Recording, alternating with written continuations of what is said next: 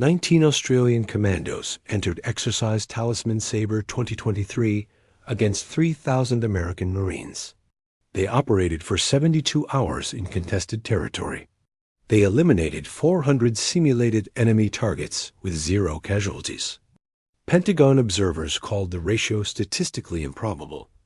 You think modern warfare has equalized military cultures? You're wrong.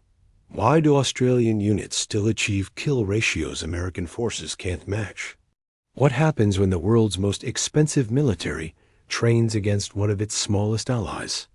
How can soldiers with 70-year-old tactics dominate? Forces equipped with cutting-edge technology? Why do American commanders request Australian training but never fully adopt their methods? What does a MRE packet reveal about two nations that fought together in 6 wars but still approach combat from opposite universes? Stay until the end, because what happens when Australians and Americans train together in 2024 isn't just about military tactics. It's about whether technology can replace discipline, whether abundance creates dependence, and whether the lessons written in blood 60 years ago still matter when both armies carry the same rifles. This is the story of why nothing's changed. Why Australian soldiers still move differently, think differently, fight differently. Why the gap between two allied militaries hasn't closed despite decades of joint operations. Why the country with 8,000 combat troops consistently outperforms the country with 1.3 million. July 2023. Exercise Talisman Sabre, the largest bilateral military training operation between Australia and the United States. 30,000. Personnel, 16 nations observing. 3 weeks of simulated combat across northern Queensland. The stated purpose: enhance interoperability between allied forces. The unstated result: expose the fundamental differences that joint operations can't erase. The American contingent arrived with the full spectrum of modern military capability. F-35 fighters, 522 Ospreys, amphibious assault ships, satellite communication, networks, drones providing real-time battlefield awareness, ground units equipped with thermal optics, encrypted radios, GPS navigation, and body armor representing millions of dollars of research and development. They brought the technological superiority that defines American military dominance in the 21st century. The Australian contingent arrived with soldiers. Fit soldiers, trained soldiers. Soldiers who'd spent the previous 6 months doing the same preparation their grandfathers had done before. Borneo and Vietnam and New Guinea. Physical conditioning until movement under load became unconscious. Navigation training until they could dead reckon position without GPS. Communications. Discipline until hand signals replaced radio traffic. Camouflage techniques until they could disappear in terrain that offered minimal concealment. The Americans brought technology to the battlefield. The Australians brought discipline. Both believed they were prepared. Only one was right. The exercise scenario was straightforward. Combined arms assault on defended positions, followed by patrol operations in contested territory, culminating in urban warfare simulations. Standard military training replicated across dozens of allied exercises annually. The Americans expected to demonstrate the effectiveness of networked warfare and precision strike capabilities. The Australians expected to demonstrate that some lessons transcend technology. Within 48 hours, the pattern emerged. American units achieved objectives through overwhelming firepower and sophisticated coordination. Australian units achieved objectives through infiltration and ambush. American casualties in force-on-force scenarios averaged 30%. Australian casualties averaged less than 5%. American forces controlled territory through static defense and constant surveillance. Australian forces controlled territory through aggressive patrolling and unpredictable presence. The observers noted everything, documented everything. analyzed everything. Their reports confirmed what smaller exercises had been showing for years. Technological parity hasn't created tactical parity. Australian units operating with comparable equipment still outperform American units in scenarios emphasizing small unit action, infiltration, and sustained operations without resupply. The Pentagon response was identical to their response. After every joint exercise revealing the same pattern. Acknowledge Australian tactical proficiency. Identify specific techniques worth studying. Recommend. Selective adoption of training methods. Then continue operating according to American doctrine, because that doctrine reflects American strategic requirements, an American force structure, and American casualty tolerance. This isn't stupidity. This isn't arrogance. This is the rational response of a military designed for different missions. The American military is built to project power globally, sustain multiple simultaneous operations, and dominate peer competitors through technological superiority. The Australian military is built to punch above its weight in coalition operations, excel at irregular warfare, and compensate for small numbers through exceptional individual and small unit capability. Both designs are appropriate for their respective nations. But when soldiers from both forces meet on the same training ground with comparable equipment and comparable scenarios, the Australian approach consistently produces better results. Not because Australian soldiers are inherently superior, but because Australian military culture has remained committed to principles that American military culture has partially abandoned in favor of technological solutions. The cultural collision hasn't softened in the 60 years since Vietnam. If anything, it's intensified. The technological gap between the American military and everyone else has widened dramatically. American defense spending exceeds the combined spending of the next 9 nations. American equipment is generations ahead of most allies. American capabilities in precision strike, intelligence gathering, logistics, and combined arms coordination are unmatched globally. Yet Australian infantry still moves quieter than American infantry. Australian patrols still achieve better camouflage than American patrols.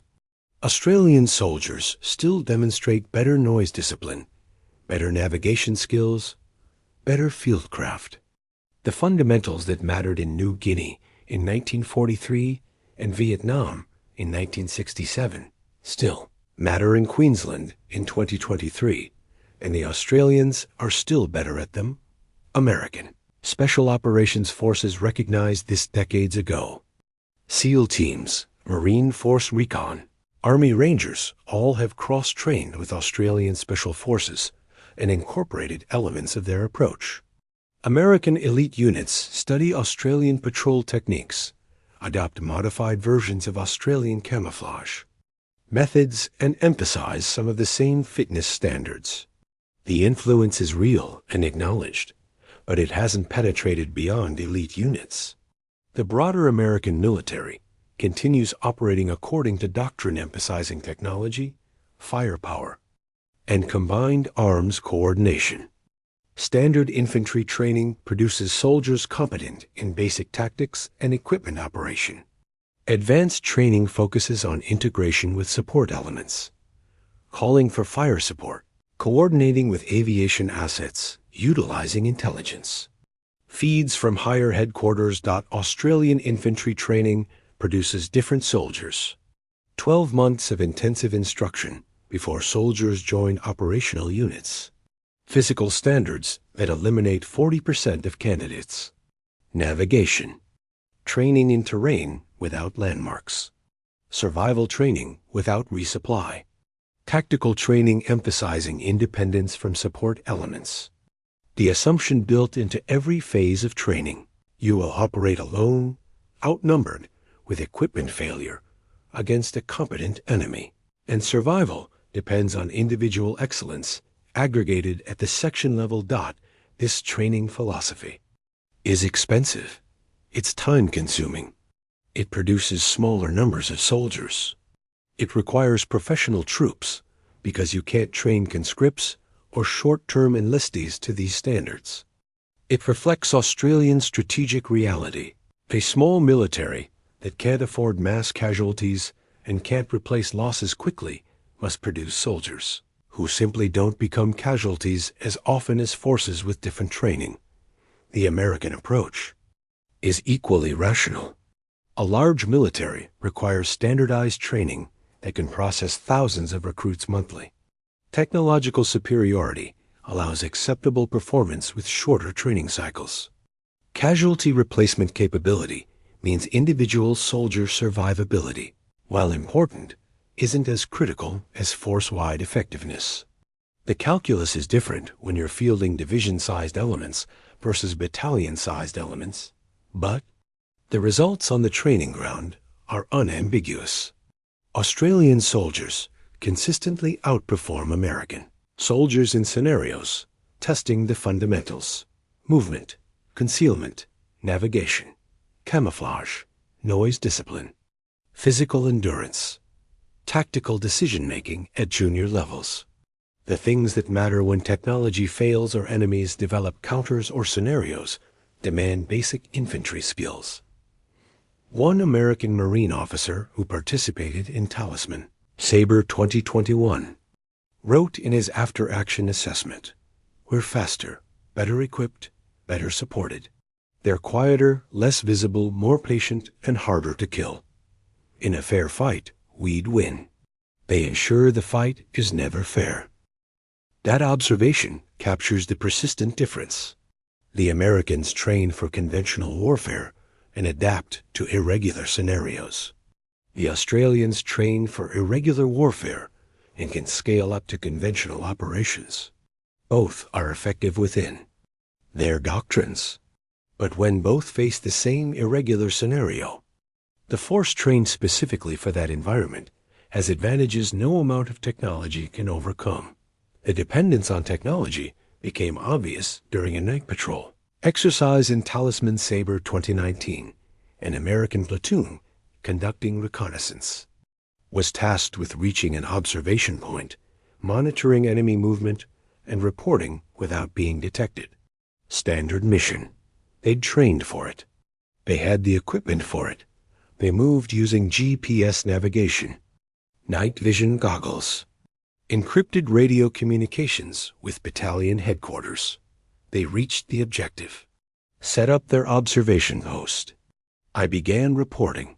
The Australian observers watching from concealment counted 14 tactical errors. The Americans had moved in a formation optimized for speed over stealth. They'd used light discipline that was adequate by American standards, but visible to anyone watching for it. They'd established their AP in a location that offered good observation but poor concealment. They'd maintained near constant radio communication with higher headquarters, never considering that transmission discipline might matter more than encryption security. The Australian section conducting the same mission approached it differently. No GPS. They'd memorized the terrain from map study and confirmed position through terrain association. No night vision beyond ambient light adaptation, because NVGs create tunnel vision and battery dependence. No radio traffic except a single coded transmission upon reaching the objective. They'd moved in a tactical formation that sacrificed speed for silence. They'd selected an opposition that offered adequate observation and excellent concealment. They'd remained in position for 6 hours without detectable presence. The exercise controllers rated both missions successful. Both units reached their objectives. Both gathered required intelligence. Both exfiltrated without compromise. But the Australian approach would have succeeded even with complete equipment failure. The American approach required their technology to function as designed. This pattern repeated across dozens of scenarios. Americans accomplished missions efficiently when their systems worked. Australians accomplished missions regardless of systems. Functionality. American performance degraded significantly when denied GPS, limited to visual-only navigation, or restricted in radio usage. Australian performance barely changed under the same constraints. Technological dependence isn't a secret. American doctrine acknowledges it. American training includes equipment degradation scenarios. American forces practice operating with reduced capabilities. But the fundamental approach remains built on the assumption that technology will function as intended most of the time. Planning assumes GPS availability. Tactics assume radio communication. Movement assumes night vision capability. That the Australian approach assumes everything fails. GPS stops working. Radios die. Night vision breaks. Resupply doesn't arrive. Medical evacuation isn't available. Support elements can't respond. The baseline assumption is you're alone with what you're carrying and the men beside you. Figure it out or fail. This isn't pessimism. It's realism born from historical experience. Australian military history is a continuous narrative of small forces operating at the end of long logistics chains against competent enemies in difficult terrain. New Guinea, Kokoda, Borneo, Vietnam, Somalia, Afghanistan. Every conflict reinforced the same lesson. Assume nothing. Depend on no one except your immediate unit. Train until basic skills become reflexive, because everything else will fail eventually. American military history is different.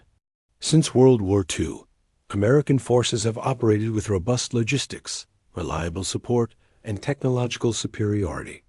Even in defeats like Vietnam, American units rarely faced equipment failures or logistics breakdowns. The system worked. The technology functioned. The support was available. This created a military culture where dependence on systems became rational because those systems were dependable. But rationality within your own context creates vulnerability when contexts change. An American infantry platoon operating in peacetime. Training or conventional warfare with full system support is devastatingly effective. That same platoon dropped into irregular warfare with degraded communications, limited fire support, and extended operations without resupply faced challenges their training didn't emphasize. An Australian infantry section faces those challenges as the default condition. They train for it, expect it, operate effectively under it. Their performance ceiling might be lower than American forces with full system support, but their performance floor is much higher when systems degrade or fail. Entirely, the MRE incident became shorthand for the cultural difference that persists despite decades of alliance. During a combined patrol exercise in 2017, Australian and American soldiers shared a patrol base overnight.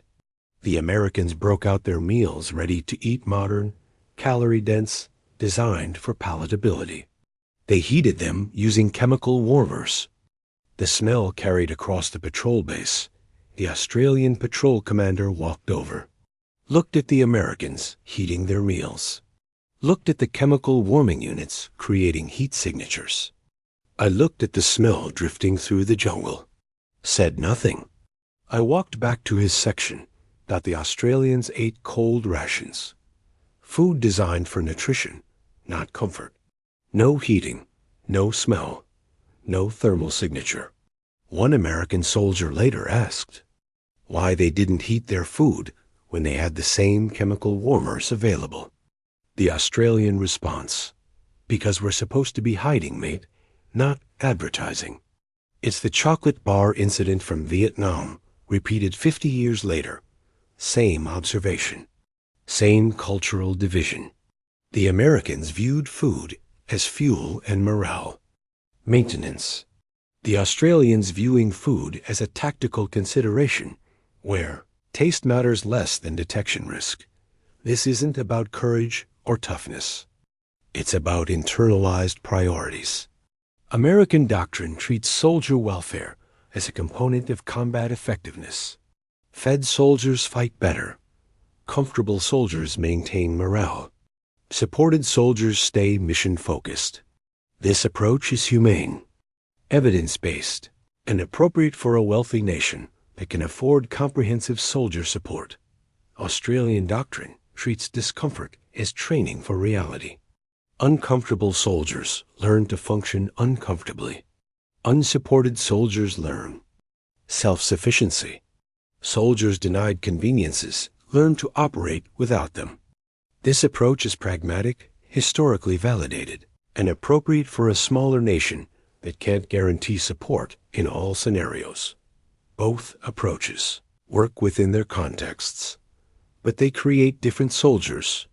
American soldiers expect, receive support systems that make difficult conditions manageable. Australian soldiers expect and accept difficult conditions as the baseline from which operations begin. The result shows in small things that accumulate into significant tactical differences. American patrols sound different because American soldiers carry more equipment that makes noise. Australian patrols move differently because Australian soldiers train to minimize signature. American positions look different because American soldiers establish fighting positions emphasizing protection and firepower. Australian positions disappear because Australian soldiers prioritize concealment over comfort. None of this suggests American soldiers are poorly trained or incompetent. American infantry can fight and win in any environment.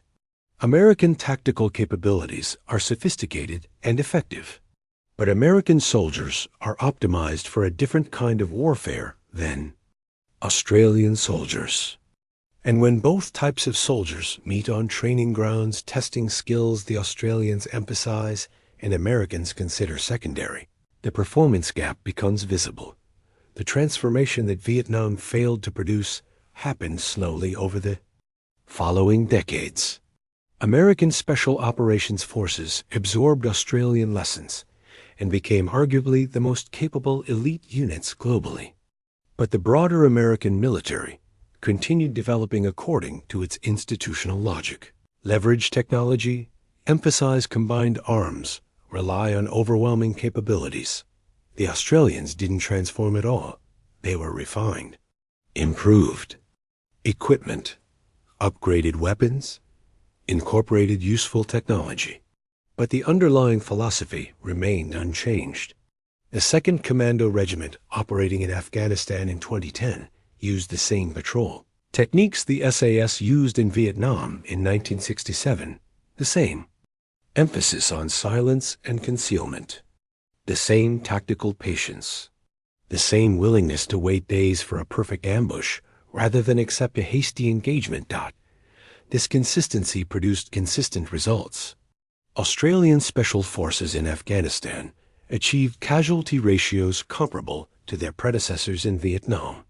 One Australian SAS squadron operating in Uruzgan province from 2007 to 2013 conducted over 3,000 combat missions with fewer than 30 casualties, while inflicting estimated enemy losses exceeding 2,000. The ratio remained approximately 10 to 1 exactly, what their predecessors achieved 40 years earlier in different terrain against a different enemy. American Special Operations Forces in Afghanistan achieved comparable ratios. SEAL teams, Delta Force, Rangers all performed exceptionally. But the broader American military in Afghanistan struggled with the same challenges they'd faced in Vietnam. Conventional units took casualties at higher rates. Standard infantry operations produced mixed results. The technological advantage that made American forces dominant in conventional operations provided less advantage in counterinsurgency. The Australian contribution to Afghanistan was small, fewer than 2,000 troops at peak deployment. But Australian conventional infantry achieved casualty ratios better than American conventional infantry in comparable operational environments. Not dramatically better. Not the 10 to 1 ratios of elite forces, but consistently better. Fewer casualties per engagement. Higher enemy losses per casualty sustained. Better tactical outcomes in ambiguous scenarios. The pattern was too consistent to ignore. Joint Task Force commanders noticed it. Operational analysts documented it. After-action reports mentioned it. Australian infantry sections accomplished missions with fewer casualties than American infantry platoons in similar conditions. Small sample size made statistical certainty difficult, but the trend was unmistakable. One American battalion commander who operated alongside Australian forces in Uruzgan province filed a report recommending his officers observe Australian patrol techniques. He noted that Australian sections moved slower than American platoons, but made contact on their terms more frequently. That Australian ambush produced higher casualty ratios. Australian positions suffered fewer attacks despite holding the same terrain. Australian units required less fire support and medical evacuation despite conducting aggressive operations. His recommendations were noted and filed. Some of his subordinates adopted modified Australian techniques. But battalion-wide changes didn't occur because battalions deploy and rotate. Institutional knowledge resets with each deployment cycle. The Australians operating in the same province for years accumulated tactical knowledge and refined techniques. The Americans rotating through on 6 to 12-month cycles learned and left before those lessons could be institutionalized. This wasn't an American failure. This was the reality of maintaining a large military with global commitments and limited deployment durations. You can't keep the same units deployed indefinitely. You must rotate forces. But rotation prevents the accumulation of unit-level expertise that smaller militaries achieve by keeping forces deployed longer and cycling individuals rather than entire units. The Australians rotated individuals through persistent units. A squadron deployed for years with soldiers rotating through on individual schedules. Institutional knowledge remained with the unit. Lessons were transmitted from experienced soldiers to new arrivals. Tactics refined through experience were maintained across multiple rotations. The Americans rotated entire units.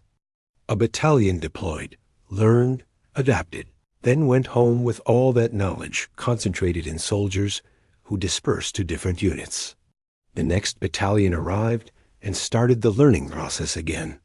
Institutional knowledge existed at higher headquarters, but didn't transfer effectively to tactical units doing the actual fighting.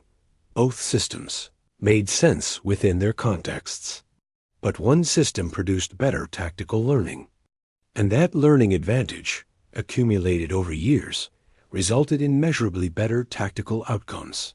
The kill ratio data from exercise, Southern Jackaroo 2022, revealed the persistent gap. A joint Australian-American special operations exercise. In the Northern Territory, simulated high-value target raids. Both Australian and American teams used comparable equipment and similar tactics. Both teams are highly trained and exceptionally capable. The Australian teams achieved an average of 47 simulated enemy kills per simulated friendly casualty. The American teams achieved an average of 19 simulated enemy kills per simulated friendly casualty. Both ratios indicated elite performance, but the Australian ratio was 2.5 times higher. The exercise controllers analyzed every engagement. Both teams successfully completed their missions. Both demonstrated sophisticated tactical capabilities. Both coordinated effectively under stress. But the Australians made contact at closer ranges, achieved higher percentages of first-shot hits, broke contact faster after objective completion, and suffered fewer casualties during extraction. The American teams attributed Australian performance to aggressiveness and risk acceptance. The Australians attributed their performance to better infiltration and superior fire discipline. Both explanations contained truth. But the deeper explanation related to training philosophy. The Australian teams trained for months, specifically for raids requiring close-range infiltration and precision engagement. Their training assumed graded intelligence, minimal support, and high-risk insertion. They practiced operating in conditions where everything went wrong and backup wasn't available. Their performance under exercise stress reflected training that was harder than the exercise itself. The American teams trained across a broader range of missions with the assumption they'd have robust intelligence and available support. Their training included raid scenarios, but also direct action missions, hostage rescue, partnered operations, and strategic reconnaissance. Their performance under exercise stress was excellent by any absolute standard, but reflected training distributed across multiple mission types rather than concentrated on specific high-risk scenarios. Neither approach was wrong.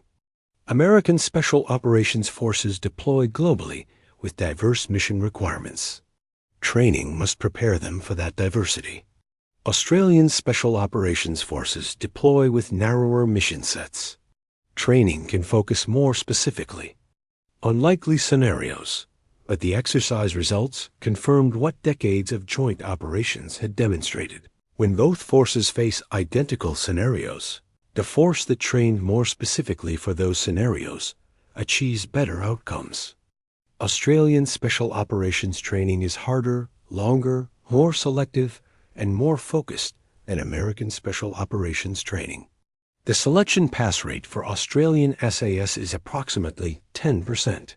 For American Special Forces, it's approximately 35%. Both produce elite soldiers. But the Australian filter is narrower and the training more intensive. This doesn't scale. Australia can't field 10,000 special operators. America can and does. Australian standards work for a small force. American standards work for a larger force with broader requirements. But when individual Australian operators face individual American operators in comparable scenarios, the Australian training model produces measurably better tactical performance. Same pattern extends to conventional forces. Australian infantry training is longer and more selective than American infantry training. The standards are higher. The attrition is greater. The soldiers who emerge are fewer but more capable. America can't adopt Australian infantry training without accepting smaller infantry numbers. Australia can't adopt the American training scale without accepting lower individual capability. Both nations have chosen appropriate models for their strategic requirements. But those choices create persistent tactical differences that joint exercises continue to expose. The philosophical divide hasn't narrowed, despite 60 years of joint operations. If anything, technology has widened it. The American military has doubled down on technological solutions, precision weapons, drone swarms, artificial intelligence integration, network-centric warfare. The vision is a force where information, dominance, and precision strike capability allow small numbers of highly capable platforms to achieve effects that previously required mass. The Australian military has upgraded equipment but maintained its emphasis on human capability. Better rifles, improved communications, modern armor. But the fundamental belief remains: technology enhances capable soldiers, but doesn't replace capability. A soldier who can't navigate without GPS is dependent. A soldier who can't engage without thermal optics is limited. A soldier who can't operate without radio communication is vulnerable. This isn't technophobia. Australian forces use technology extensively. They employ drones, precision weapons, advanced communications, and sophisticated intelligence systems. But technology is treated as an enabler for soldiers rather than a replacement for skills. The baseline assumption is, if all technology fails right now, can we still complete the mission? If the answer is no, the plan is deficient. American planning sometimes produces different answers. Missions are designed around capabilities that technology provides. If GPS fails, The mission might be impossible as planned. If communications fail, coordination might break down. If night vision fails, operations might need to pause. The system is robust enough that simultaneous total failure is unlikely. But dependence on system functionality is built into operational planning. The difference emerged sharply during a 2023 cyber warfare exercise. The scenario simulated complete GPS denial and partial communications disruption. Australian units transitioned to backup navigation and restricted communications protocols, with minimal performance degradation. American units experienced significant coordination problems, navigation errors, and reduced operational tempo. Mission success rates dropped substantially for American forces. Australian success rates remained comparable to baseline. This wasn't a failure of American capability. This was a demonstration of what happens when forces optimized for technology-enabled operations face technology denial. The American military knows this vulnerability exists. They trained for degraded operations. They maintain backup capabilities. But the training emphasis remains on optimal performance with full system functionality because that's the expected condition for most operations. The Australian military trains for degraded operations as the baseline because they're historical. Experience suggests optimal conditions are the exception.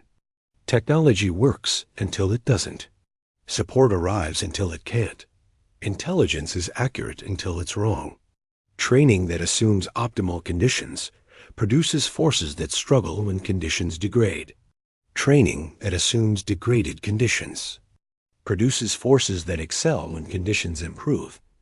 Neither philosophy is universally superior, but they produce different operational resilience. American forces achieve higher performance ceilings when everything works. Australian forces maintain higher performance floors when things break. In most military operations, the American approach is more effective because most operations occur with functional support systems. But in edge cases, special operations, extended unsupported deployments, high-risk missions against sophisticated enemies, the Australian approach produces better outcomes. The training exchange programs that began after Vietnam have continued for 50 years. American officers attend Australian staff colleges. Australian officers attend American war colleges. Joint exercises occur annually.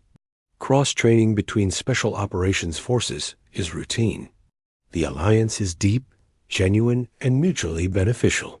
Yet, a tactical gap persists. American officers return from Australian training impressed by the physical standards, the tactical discipline, the emphasis on fieldcraft. They write recommendations. Some recommendations are implemented in elite units. But the broader American military continues operating according to its institutional logic because that logic is sound for American strategic requirements. Australian officers return from American training impressed by the technological sophistication, the logistical capability, and the coordinated effects of combined arms. They adopt useful capabilities. But the core Australian approach remains unchanged because it's proven effective for Australian strategic requirements. The question isn't which approach is better. The question is why such fundamentally different approaches persist between close allies who fought together for a century. The answer relates to path dependence, strategic culture, and the relationship between national resources and military doctrine. America's path to military dominance ran through technological and industrial superiority. From World War II through the Cold War and into the present, American military advantage derived from better equipment, better logistics, and better coordination. This created an institutional culture where technology is trusted, logistics are assumed, and coordination is expected. Soldiers are trained to leverage these advantages. Doctrine is written around these capabilities. Australia's path to military Effectiveness ran through producing individually superior soldiers who could accomplish more with less. From Gallipoli through the Pacific War, Korea, Vietnam, and beyond, Australian military advantage derived from better trained infantry, better small unit leadership, and better tactical discipline. This created institutional culture where self-sufficiency is valued, support is suspect, and individual capability is paramount. Soldiers are trained to operate independently. Doctrine is written around these capabilities. Both paths were rational, responses to strategic circumstances. Both produced effective militaries, but they produced fundamentally different military cultures that persist despite technological convergence and decades of joint operations. The MRE packet and the chocolate bar are the same symbol 60 years apart. The symbol of abundance meeting, scarcity, of comfort confronting hardship, of different national philosophies about what soldiers need and what soldiers should expect. The Americans believe soldiers perform better when supported. The Australians believe soldiers perform better when hardened. Both beliefs have evidence. Both produce results. But they produce different kinds of soldiers. The casualty data from Iraq and Afghanistan tell the story statistically. Australian forces in both conflicts achieved casualty ratios consistently better than American conventional forces in comparable roles. Not dramatically better, not the 10-to-1 ratios of special operations forces, but consistently better across deployments spanning 20 years. In Iraq, Australian infantry operating in Al-Muthanna province from 2005 to 2008 took fewer casualties per unit per month than American infantry in comparable provinces. In Afghanistan, Australian infantry in Uruzgan province from 2006 to 2013 sustained lower casualty rates than American infantry in provinces with similar enemy activity. The differences weren't enormous typically, 15 to 30% lower casualty rates. But the consistency was remarkable. Operational analysts identified contributing factors. Australian forces operated with more restrictive rules of engagement in some periods. Australian areas of operation were sometimes less contested. Australian operational tempo was sometimes lower. All these factors mattered, but they didn't fully explain the persistent pattern. When analysts controlled for enemy activity, terrain difficulty, and operational tempo, Australian forces still showed lower casualty rates. The remaining explanation related to tactical behavior. Australian patrols moved slower, established better security, demonstrated better noise discipline, showed greater tactical patience, used terrain more effectively. These incremental advantages accumulated into measurably better survival rates. One comprehensive study examined matched pairs of American and Australian patrols operating in similar conditions. The study found Australian patrols achieved contact at times and places more favorable to their forces. They detected enemy presence earlier. They controlled engagement ranges better. They broke contact more effectively when outnumbered. These tactical advantages translated into fewer casualties per engagement and higher enemy casualties per friendly casualty. The study's conclusions were diplomatic, but clear. Australian tactical methods produced better outcomes in infantry combat scenarios. The recommendations suggested American forces could benefit from adopting specific Australian techniques related to patrol movement, security procedures, and camouflage discipline. The recommendations were noted. Some were implemented in some units, but force-wide changes didn't occur. This wasn't stubbornness.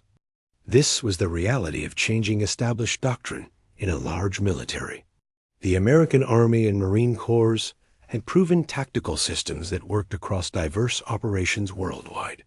Those systems produced acceptable casualty rates and successful operations. Changing them based on data from a small allied military operating in limited scenarios didn't make institutional sense, but individual, American commanders who'd worked with Australians understood what the data showed. They'd seen Australian patrols operate. They'd watched Australian tactical discipline. They'd observed the results. Some of them tried to implement Australian-style training in their units. Most found that their soldiers could learn the techniques, but struggled with the intensity required to make those techniques reflexive. The Australian approach requires more training time than American deployment cycles allow. It requires higher base fitness levels than American entry standards mandate. It requires more field time than American training schedules allocate. It requires cultural acceptance of discomfort that American soldier welfare policies discourage. The techniques are teachable, but the underlying capabilities that make those techniques effective require training intensity that doesn't fit American force generation timelines. The Afghanistan withdrawal in 2021 provided a final comparative. Data point: both American and Australian forces evacuated after 20 years of operations. Both left behind governments that collapsed. Both failed to achieve stated strategic objectives. But their tactical legacies were different. Australian forces departed with lower total casualties relative to their numbers. They'd achieved their tactical objectives consistently. They'd maintained disciplined operations throughout deployment. They'd never suffered a major tactical defeat. Their reputation among Allied forces and enemy fighters was preserved intact. The strategic failure didn't reflect tactical incompetence. American forces departed with vastly more casualties in absolute numbers, but comparable rates relative to their much larger deployment.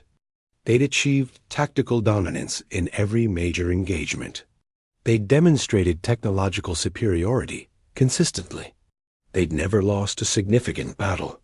But the chaotic withdrawal damaged their reputation and created perception of operational failure, extending beyond strategic objectives.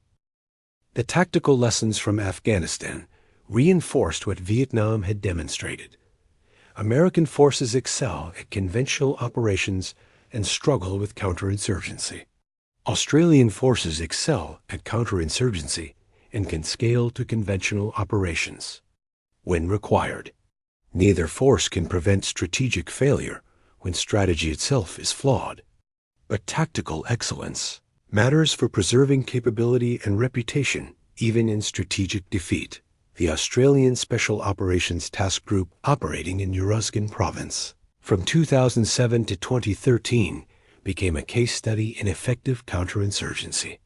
They'd achieved security in their area of operations. They'd disrupted enemy networks. They'd protected local populations. When Australian forces withdrew, the security situation deteriorated not because Australian tactics had failed, but because tactical success can't sustain without political solutions. American forces in Afghanistan achieved comparable tactical success in numerous provinces. But the scale of American operations and the inconsistency of American strategy created mixed outcomes. Some areas became secure. Others remained contested. The overall narrative became one of failure despite extensive tactical success at unit level. This divergence between tactical performance and strategic outcome has defined both American and Australian military experience in the post-Vietnam era. Both militaries are tactically proficient. Both can win battles, but winning battles doesn't guarantee winning wars. The Australian recognition of this limitation led to modest strategic objectives and careful force commitment. The American struggle with this limitation led to expansive objectives and massive force commitment followed by strategic disappointment. The tactical gap between American and Australian forces persists because it's rooted in different answers to a fundamental question: what should soldiers be able to do independently? The Australian answer is everything necessary to survive and complete missions without guaranteed support. The American answer is everything necessary to leverage support systems that enable mission success. Both answers are rational. Both produce capable forces, but they produce different tactical capabilities. The 2023 Talisman Saber exercise ended with the standard ceremony. Commanders from both nations praised cooperation and professionalism. Official statements emphasized enhanced interoperability and strengthened alliance. Participants returned to their units, carrying lessons that would influence some training and be forgotten by most. But the observers' reports told a different story. Australian units had again outperformed American units in infantry-focused scenarios. The performance gap hadn't closed. If anything, it had widened slightly as American forces became more dependent on technological systems and Australian forces maintained emphasis on fundamental skills. One American general attending the closing ceremony was asked about the consistent Australian performance advantage. His response was candid. They're better at what they do. We're better at what we do. What they do is produce elite infantry. What we do is project power globally. Different missions, different requirements, different training. I'd rather have Australian infantry on a jungle patrol. I'd rather have American combined arms in a conventional fight. This acknowledgement captures the current understanding among military professionals. The tactical gap is real. It's measurable. It's persistent. But it's not a problem requiring a solution, because both forces are optimized for their respective strategic requirements. The Australian military will never project power like the American military. The American military will never produce infantry like the Australian military. Both facts are acceptable within alliance context, but for the soldiers who've trained, together, the gap means something different. American infantrymen who've patrolled with Australians understand they have weaknesses their training didn't address. Australian soldiers who've worked with American combined arms understand capabilities their small military can't replicate. The mutual respect is genuine, but so is the recognition that they're fundamentally different kinds of warriors shaped by fundamentally different military cultures. The MRE packet remains symbolic. In 2023, both forces eat similar rations, but Australians still eat them cold more often, still prioritize camouflage over comfort, still move more quietly, still demonstrate better noise discipline, still achieve better camouflage. Technology has changed. The gap hasn't closed. This persistence demands explanation. Why haven't 60 years of joint operations, shared equipment, and extensive cross-training eliminated the tactical performance gap? The answer relates to what military culture actually is. It's not just doctrine and training. It's the accumulated lessons of institutional experience, the unwritten assumptions about what matters, the collective wisdom about what keeps soldiers. A lived-out American military culture was forged in World War II and refined through the Cold War. The lessons: technology wins wars, logistics enables operations, combined arms achieves objectives, mass provides security. These lessons are correct for the wars America fought. They're embedded in doctrine, training, organization, and soldier expectations. Australian military culture was forged at Gallipoli and refined through Pacific Island campaigns. The lessons: small forces must be elite, support is unreliable, individual. Capability matters most, hardship is normal. These lessons are correct for the wars Australia fought. They're embedded in doctrine, training, organization, and soldier expectations. Both cultures produce effective forces, but they produce forces optimized for different warfare paradigms. American forces are optimized for conventional operations with robust support. Australian forces are optimized for irregular operations with minimal support. Neither can fully adopt the other's approach without abandoning advantages their own approach provides. The epilogue to 60 years of tactical comparison isn't resolution, it's acceptance. The American military has accepted they can't replicate Australian infantry. culture without sacrificing capabilities that matter more for American strategic requirements. The Australian military has accepted they can't replicate American technological dominance without resources their nation can't provide. Both militaries have learned from each other. American Special Operations Forces have adopted many Australian tactical methods. Australian forces have incorporated American technology and logistics concepts. The alliance has strengthened through mutual understanding of respective strengths and limitations. But the fundamental gap persists. Will persist. Must persist because it's the natural consequence of different nations with different resources, making different strategic choices that require different military cultures. The soldiers understand this better than the analysts. An Australian sergeant who trained with American Marines summarized it. They've got everything. We've got us. They fight with abundance. We fight with scarcity. Both work. Different wars need different warriors. That observation contains the truth that statistics and analysis sometimes obscure. This isn't about one force being better than another. It's about different forces being better at different things. The Australians are better infantry.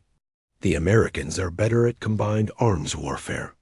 The Australians are better at sustained operations without support. The Americans are better at leveraging support to achieve effects.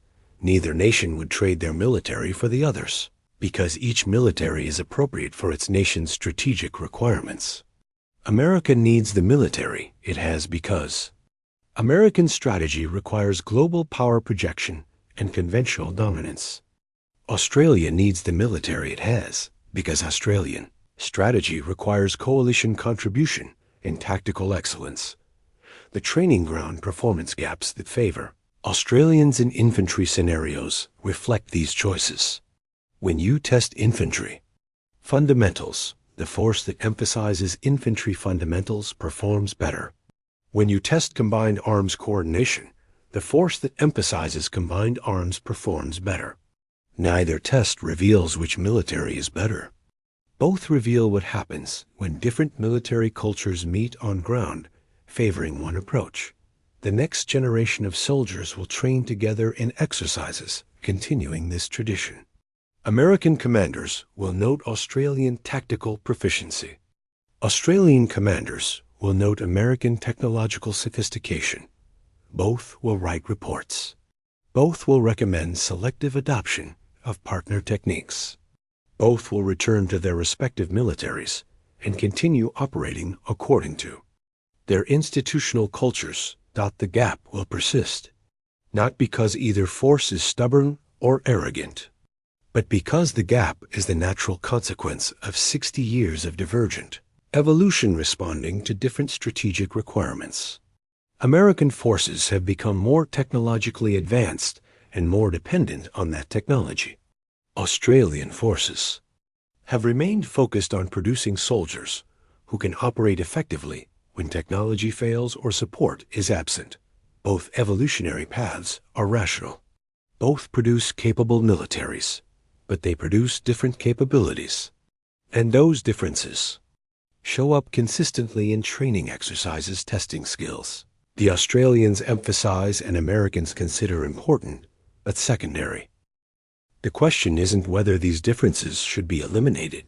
The question is whether allies can maintain effective cooperation despite fundamental differences in how they approach warfare. The answer from 60 years of alliance is yes. American and Australian forces fight effectively together despite different tactical cultures because they share strategic objectives and mutual respect. But the differences matter. They matter tactically. They matter culturally. They matter institutionally. An American soldier who's trained with Australians knows things about himself and his training that he wouldn't know otherwise. He knows he's louder than he needs to be, that he's more dependent on technology than he realized, that his fitness standards are lower than they could be, that soldiers trained differently can achieve things his training doesn't emphasize. That knowledge doesn't make him a worse soldier. but it makes him a more aware soldier, aware that excellence is relative, that his military's approach is one approach among several. At effectiveness in one scenario doesn't guarantee effectiveness in all scenarios. That the most expensive military isn't automatically the most capable at every task. Australian soldiers who've trained with Americans learn complementary lessons. They see capabilities their small military can't replicate. They observe coordination and integration they don't practice. They experience support systems they don't possess. They understand that their tactical excellence exists within limitations that American resources overcome. This mutual education strengthens the alliance. Both forces understand what the other brings to coalition operations. Both recognize they need each other. The Americans need Australian infantry excellence for specific scenarios.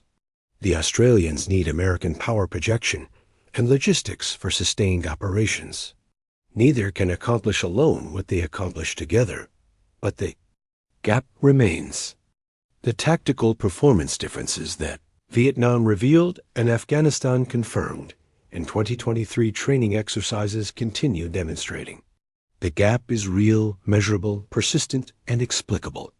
It's the consequence of different national resources, producing different strategic requirements, producing different military cultures, producing different tactical capabilities. Nothing's changed.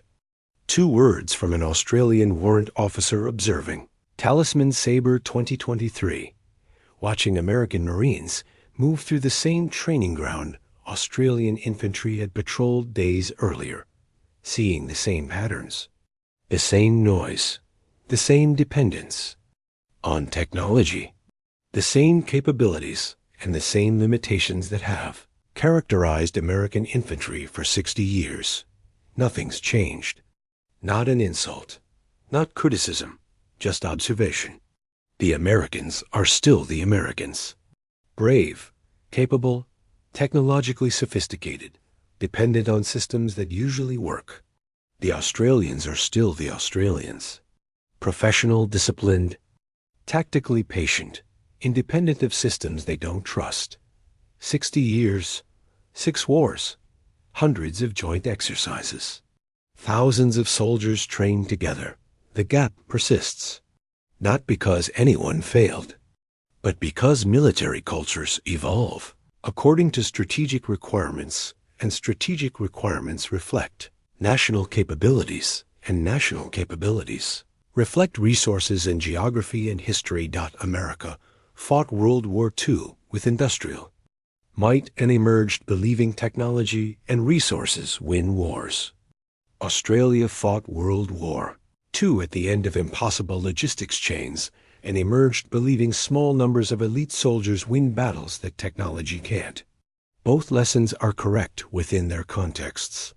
Both are embedded so deeply in institutional culture that they're invisible to those inside the culture, about the MRE packet heated or eaten cold, the GPS used or the map relied upon, the radio transmission was made or the silence maintained, the position established for protection or concealed for invisibility. Small choices that reflect fundamental assumptions about what soldiers need and what soldiers should expect. The Americans choose one way. The Australians choose another. Both choices are rational. Both work. But they produce different soldiers. And when those different soldiers meet on training grounds, testing the fundamentals that Australian culture emphasizes, the performance gap emerges. Visible, measurable, persistent. The Australians move quieter, hide better, shoot straighter, survive more often. Not because they're better men, but because their entire training system is designed to produce those specific capabilities, and they accept the trade-offs that design requires. The Americans accept different trade-offs. They trade some infantry fundamentals for technological capability, some tactical patience for operational tempo, some self-sufficiency for combined arms effectiveness. Their trade-offs make sense for their strategic requirements. But those trade-offs create vulnerabilities that Australian training doesn't accept. Neither approach is universally superior. Context determines effectiveness. In jungle patrol scenarios, Australian methods dominate. In conventional operations, with air support and armor, American methods dominate. Both forces fight well in both scenarios, but each excels where their training emphasis aligns with operational requirements. The alliance endures because both nations recognize what the other provides. America provides the strategic weight and technological capability that Australian operations require. Australia provides the tactical excellence and coalition reliability that American operations value. Neither would be as effective alone as together, but together doesn't mean the same. The gap between American and Australian tactical performance persists because it must persist. Because closing the gap would require both forces to abandon advantages their respective approaches provide. Because military culture reflects national strategic requirements, and those requirements remain different. Despite deep alliance. The lesson from 60 years of joint operations isn't that one force should become like the other.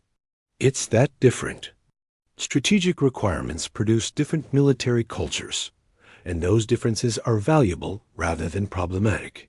The Australian emphasis on infantry fundamentals provides capabilities the American military can leverage without replicating.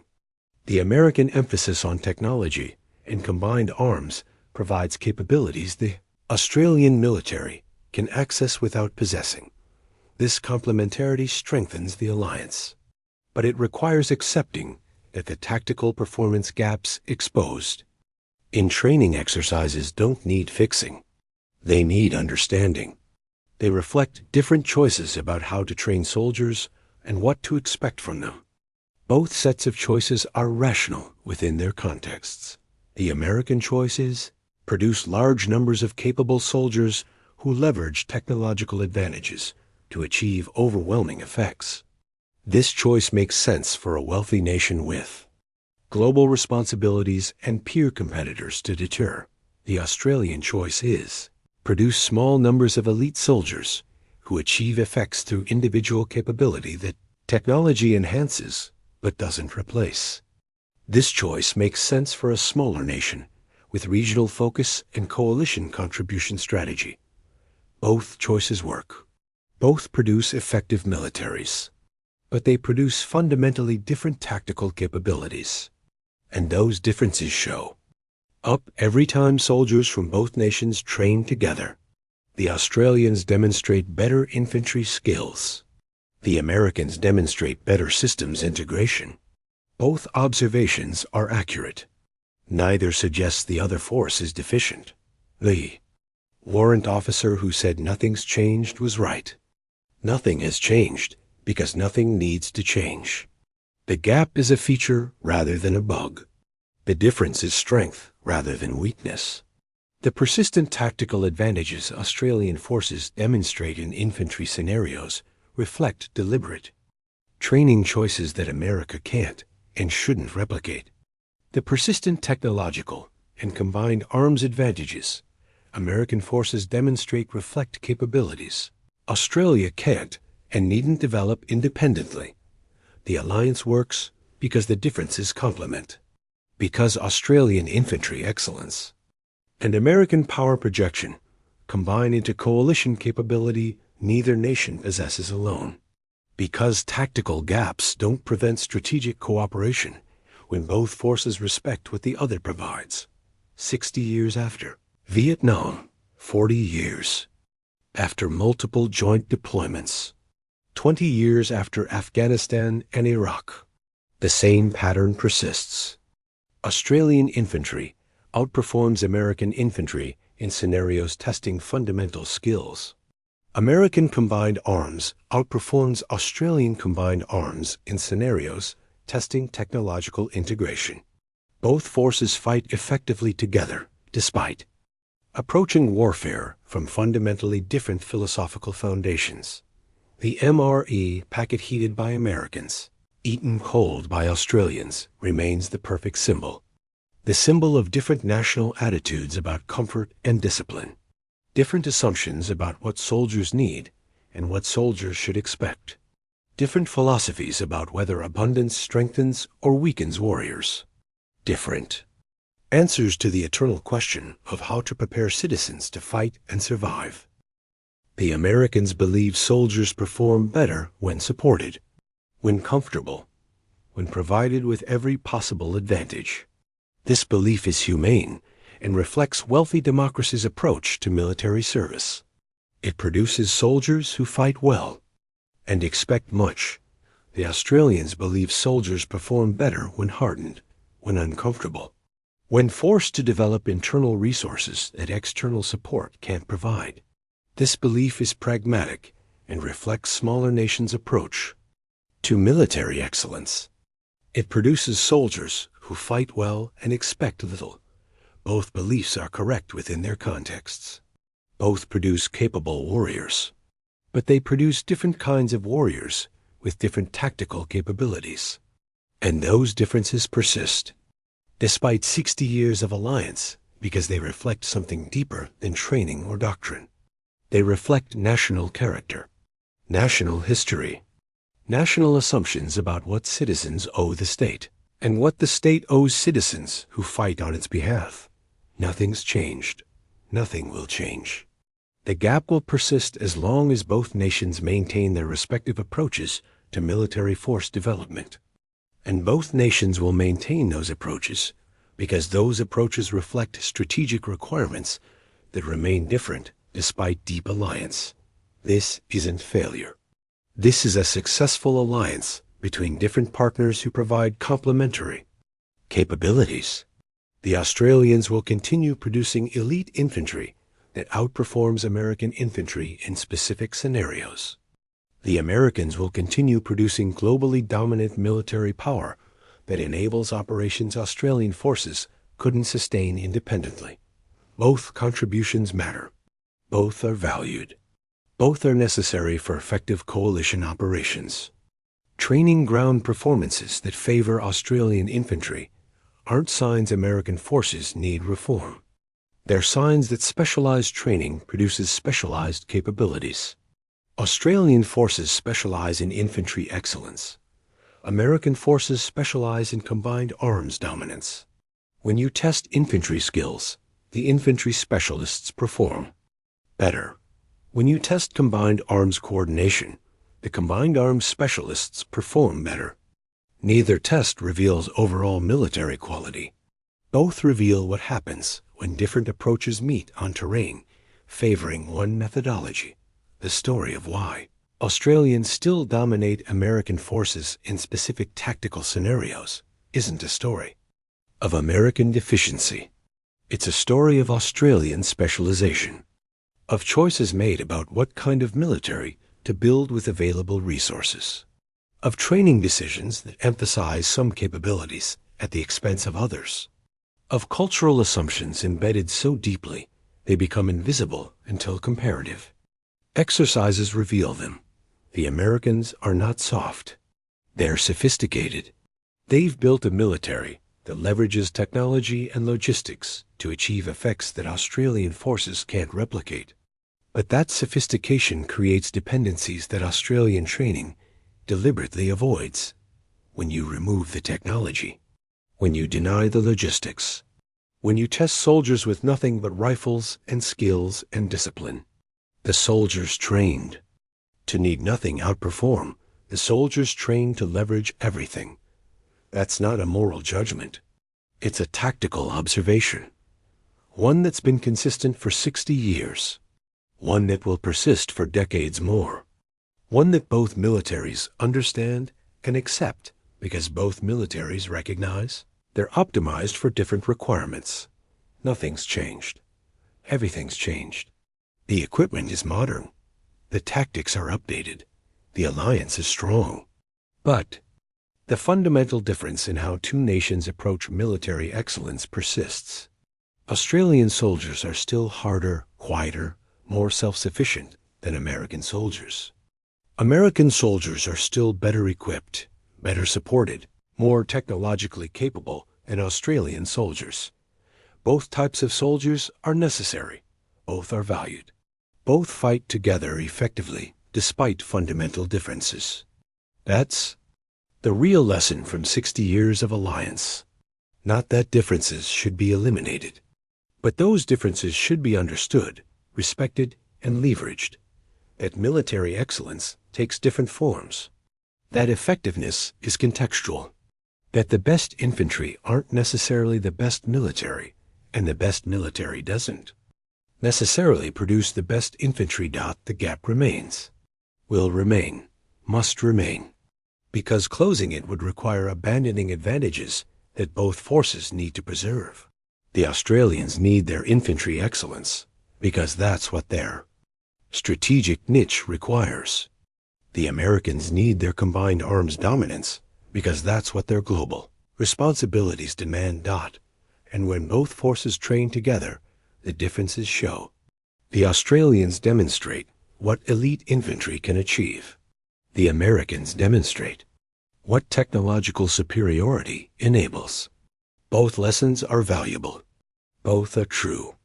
Both reveal something important about military effectiveness. Nothing's changed. The observation that captures 60 years of alliance, 60 years of fighting together, 60 years of training together, 60 years of fundamental differences, persisting despite everything that should have made them converge. The Australians are still the Australians. The Americans are still the Americans. And the alliance is stronger because both sides understand that different doesn't mean deficient. The MRE packet tells the story.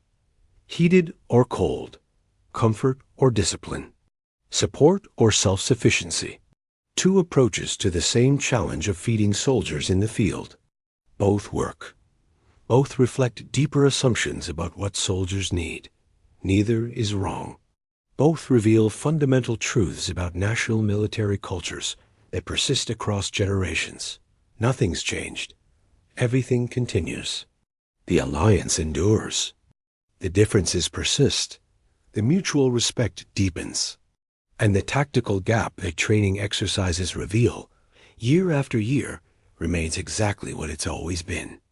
Evidence that different strategic requirements produce different military cultures, and different military cultures produce different tactical capabilities, and different tactical capabilities are all valuable when properly employed in appropriate context.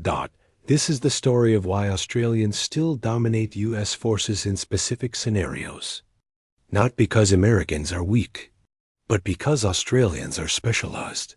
Not because American training fails, but because Australian training emphasizes different capabilities. Not because one military is better, but because both militaries are optimized for different requirements that produce different performance profiles across different operational scenarios. The story continues. The exercises continue. The alliance continues. The gap continues. And nothing changes because nothing needs to change. Because the difference is the point. Because complementary capabilities matter more than identical capabilities. Because strength comes from partners who provide what you lack rather than partners who duplicate what you possess. Nothing's changed. And that's exactly how it should be.